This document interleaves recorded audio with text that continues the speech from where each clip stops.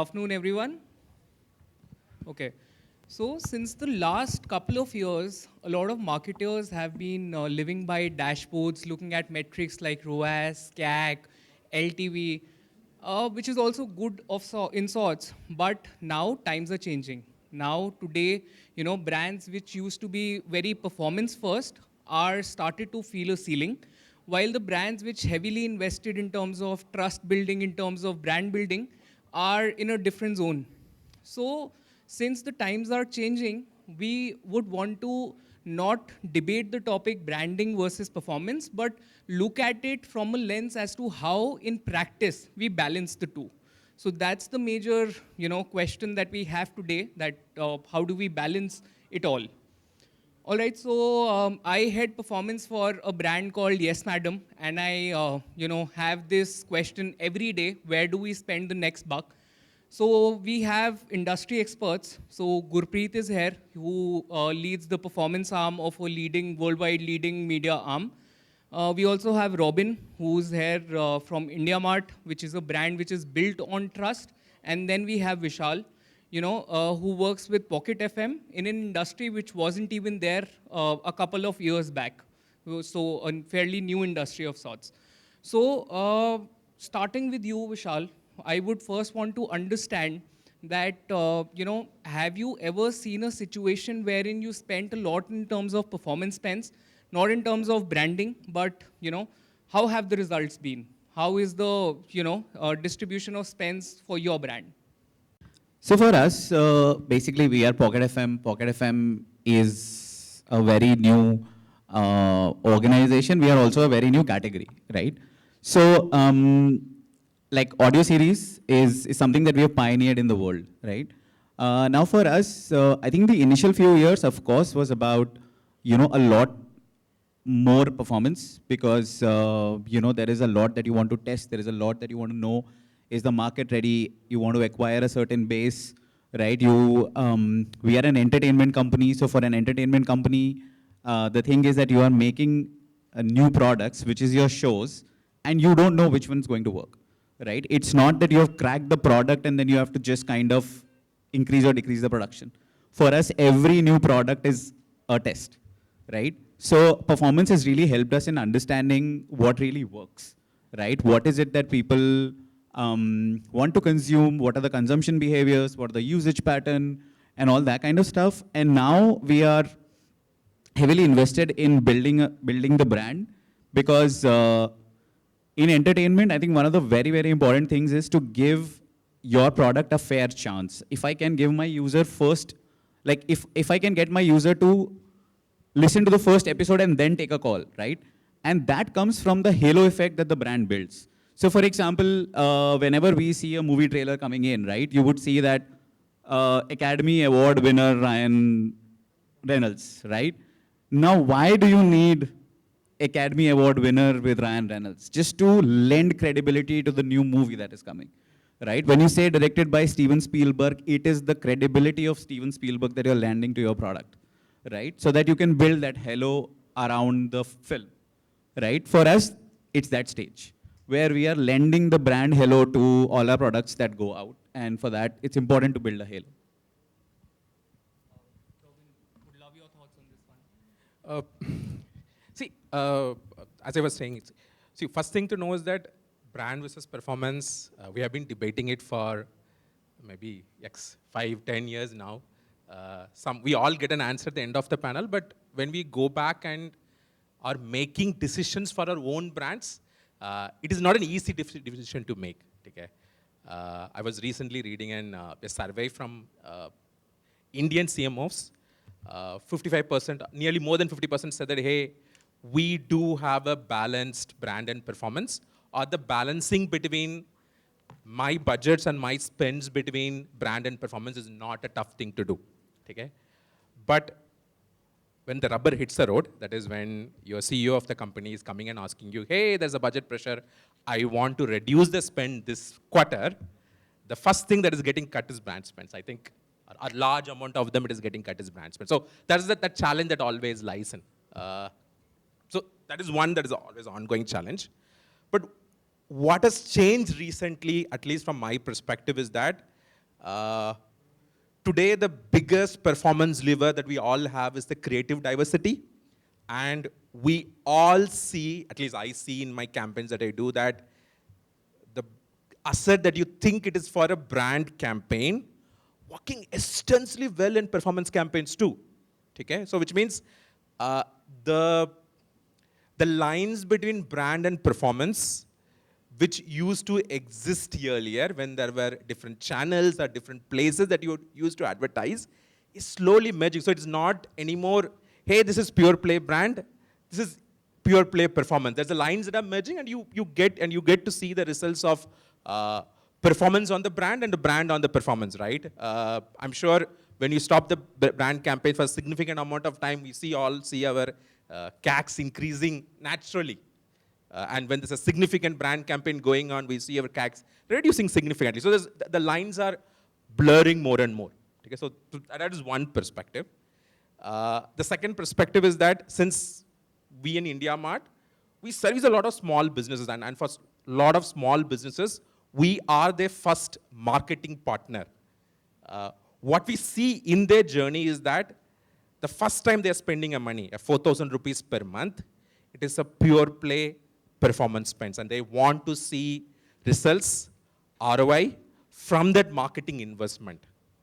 But once I started seeing success in the channel, that is, once I start seeing working with India Mart gives me more business, their spends started getting dividing between a performance, which is a lead-based model, and also a branding solution on top of it. And they see value in it. They recognize the fact that, hey, I want to be shown first, or I want to invest money on visibility when a particular customer is searching for me. So they start investing on it. So even at a small business level, you see the mix of performance and brands coming in, even for business. So it's not only for the large corporate brands, even for a small brand, you see them coming together at this point in time. That's a very interesting take on that. So Gurpreet, do you have anything to add? See, I mean, I'll just build a little more on the lines between performance and brands are blurring, and it is not by choice, it is by design now. For example, Instagram used to be a brand, so we run more than, I think, a couple of hundred clients are with us. I'm saying that Instagram used to be a region frequency. We need to just make sure that more and more people see the ad. Now, it is not by choice that Instagram has become a performance channel. The line between performance, one is performance and brands are blurring, and the consumer journey is no more linear now. We used to run an infinity loop 10 years back, that the person will come from an unaware stage to an aware stage, and then will be in consideration stage, then the person will buy it, and then the experience will happen, and the loop will continue. There is no such loop for now. You are scrolling on the Instagram, and you are not in a mood to buy anything, for example, but the ads or a reel comes in, and you quickly buy the product then and there itself, which means that a discovery platform has become a performance channel as well. So hence, I'm saying, instead of really focusing on what platforms are giving me what, and what platforms are for brand and are for performance, we should focus on where the consumer is, what type of consumer is there on the platform, and we need to speak the same language. If I run the same creative which I'm running on Google Display Network, and I run the same creative on Instagram, it will not work at all. So hence I'm saying that the lines are blurring, and marketers needs to be ready towards it and ready for it, and make sure that don't forcefully put a budget to a campaign ki this is 10% will go for branding and will go for performance, because ultimately the outcome is something which the brands are asking for, and that outcome can come from anywhere. Sounds interesting. All right. So next, I would want to understand from you, Vishal, how long does it take for a performance campaign to actually showcase results versus a branding campaign? I mean, performance gives you instant results versus a branding campaign which compounds over years. So how do you balance and measure both? I think that's a great question, and I think it's something that we have been debating. The debate actually stems from this, right? That performance gives you instant result. It's measurable. It's right there on the Excel sheet. You can see it. But brand is a long-term impact, right? I think and I think more and more brands today have started realizing, right? I think there was this whole focus on performance marketing, and there was this whole rush towards it. But now I think we all kind of realize that, first of all, it's not brand versus marketing performance for us. Again, these two things are on the same side.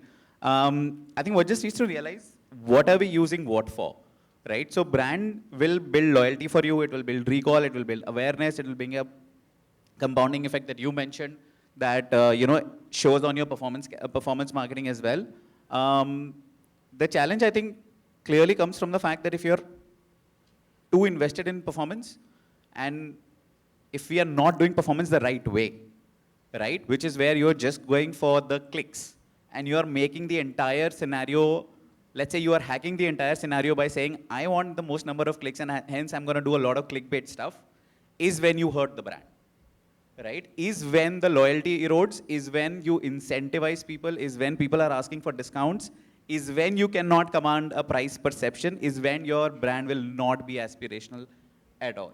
So it's not just the balance between the two, it's also in performance, what is your take, right? So performance can also lead to brand building, right? It's not opposing forces, right? And performance, I feel, can feed brand, and brand can feed performance, right? A lot of data intelligence, how consumers are behaving, what are they responding to, what are those signals, is something that we also use to devise our brand campaigns, right? And we say, hey, this is what our consumers respond to the most. So then maybe what if we take it at a larger scale and we make it a part of our brand building initiative, right? And we have seen that it has impacted our brand campaigns positively. And whenever we have run brands, our performance has shown better results, numbers are better, right? So it's a long answer, but that's where we are at in terms of brand and performance. Long but definitely insightful. Robin, your 2 cents on this? See, in my first job, my marketing head, when I say, what is brand marketing? He'll say, brand is something that people talk about when you're not in the room. You've all heard it, right? So I'm just putting a subset and clarifying that brand awareness campaign is easily measurable because it shows up in your search impression. It shows up in the website. It shows up. It is not that it is in today's digital world that we live in. Even your brand awareness campaign shows up in numbers very quickly and very easily seeable numbers that you show. In the last panel, somebody mentioned, right? The reason you invest time on brand or invest in, I won't say campaign, but it's not just a campaign, but you're investing time and effort on brand, is the trust that you create on the brand. Like a place like India Mart, for me, it is not the fact that somebody comes on my platform once. We have been in the Indian market for 30 years, right? It's about what you mentioned also. It's a trust that we have created, and trust comes from the communication you give, the consistency in communication. It is also the product experience and the value proposition that the customer is experiencing. So what you do, not just from a brand campaign, not just from a communication perspective, is important, but is also what are you doing to ensure that the voice of the customer is taken care of. How are you ensuring that the trust of the customer on every step of his journey, whether he is coming for the first time, otherwise he's coming for the 100th time, you are meeting the trust of the customer is where the difference comes in. I think performance is, you do that one transaction, introduction, and goes away. Brand is where you are continuously investing time for the customer to ensure that he retains on the platform and he trusts the platform is where the difference, in my mind, comes from. Over to you, Gurpreet. See, from brand and performance hand in hand, I mean, as my but he mentioned that brand campaigns are also easily measurable and quickly measurable. Now, not from a conversion perspective, sometimes from a conversion perspective, but if I run a TVC or a big branding campaign, I can see the results that how my searches are going up, as you mentioned. But what I'm saying is that, see, performance, let's not be harsh on, or let's not have a myopic view of the brand and performance. The brand's job is not to just give you CTRs and reach and some egoistic massage on the brand searches going up, and performance is not only just for a conversion. So for example, if I am running a KK performance campaign, the conversion rate is good, but if the brand is not able to deliver beyond that conversion, I'll keep on burning money. See, ultimately why a brand wants the brands to be built or the searches to go up, because that is the most profitable business for me from a bottom funnel perspective. That's one piece. But for how long a brand can keep on spending on the branding and on the performance also? Although I'm from an agency, I want brands to spend more. But if you really ask me that once brand, see, it's a loop. You focus on the brand, you focus on the performance, but also you focus on the customer, that once the brand is sold, once the conversion is done, how you are behaving with the customer. Because in any market, especially in India, I mean, there is no loyalty. It's very difficult to claim loyalty from any consumer, be it OTT, be it any product. मेरे को अगर Zepto में 50 का bread मिल रहा है, if I'm getting in 45 in Blinkit, I'll go to Blinkit. See, it's so easily, till the time you have a very strong connection with the consumer and the brand, it is so easy. There are so many hooks that, a cashback could be a hook. A 5 rupee discount or a 10% discount can be a hook for a consumer to switch from a brand A to brand B. So I think let's not be very harsh or have a very myopic view of the top brand and performance channels and performance campaigns, but let's see it holistically, that if brand is spending, increasing the brand share, increasing the conversion rate, what is the LTV and what the brand is doing to retain that customer with them. Sums it up very nicely. For the next one, I want you to be brutally honest, Vishal. How closely do brand and performance teams in your organization work with each other? Is it like a happy marriage or a Cold War situation that keeps on happening?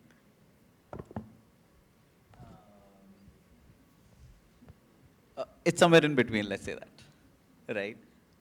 Like I mentioned before, we were a very performance-first brand, but I mean, that was probably a year and a half ago.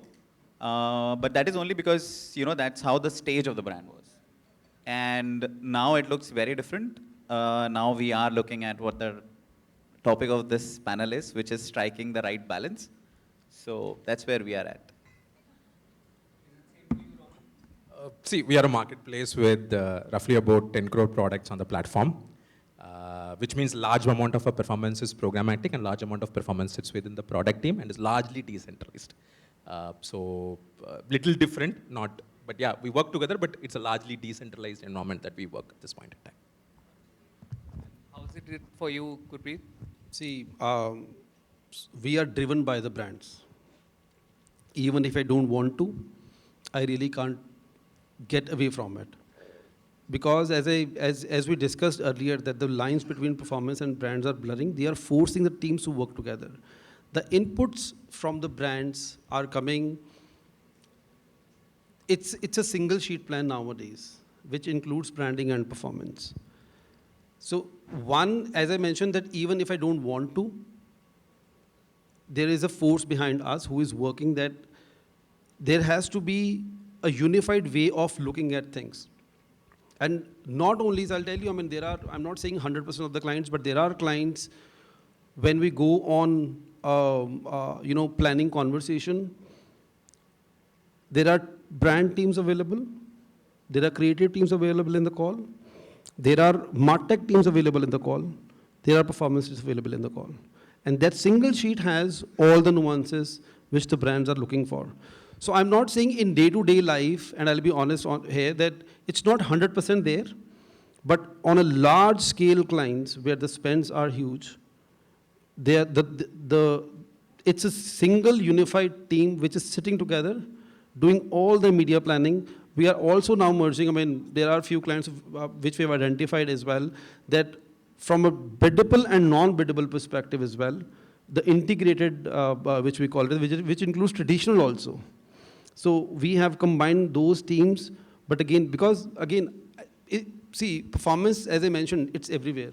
If you see a TVC, now connected TV, for example, there are brands who are running QR codes just to make sure that efficacy of the advertisement which is being delivered to the audience.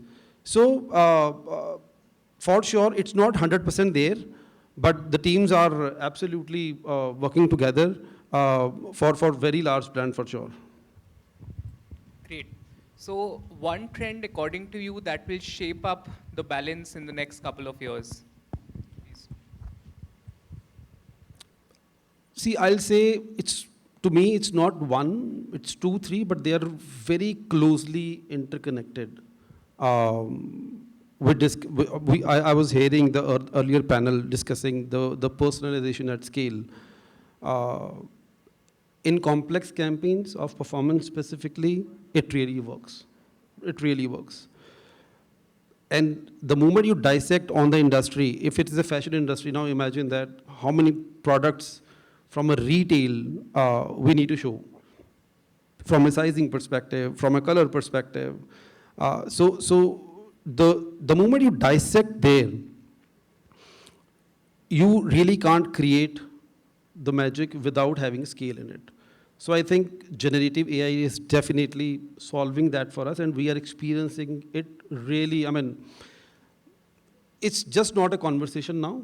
It is absolutely happening and affecting our lives positively in terms of delivering the scale. So I'll say creative, personalization at scale, and creative insighting and data insighting. These three are the things from a performance standpoint largely, which if they are clubbed together and looked at from the power of what outcomes you want to drive from an advertisement perspective or from a brand perspective, I think that can do wonders for the brands.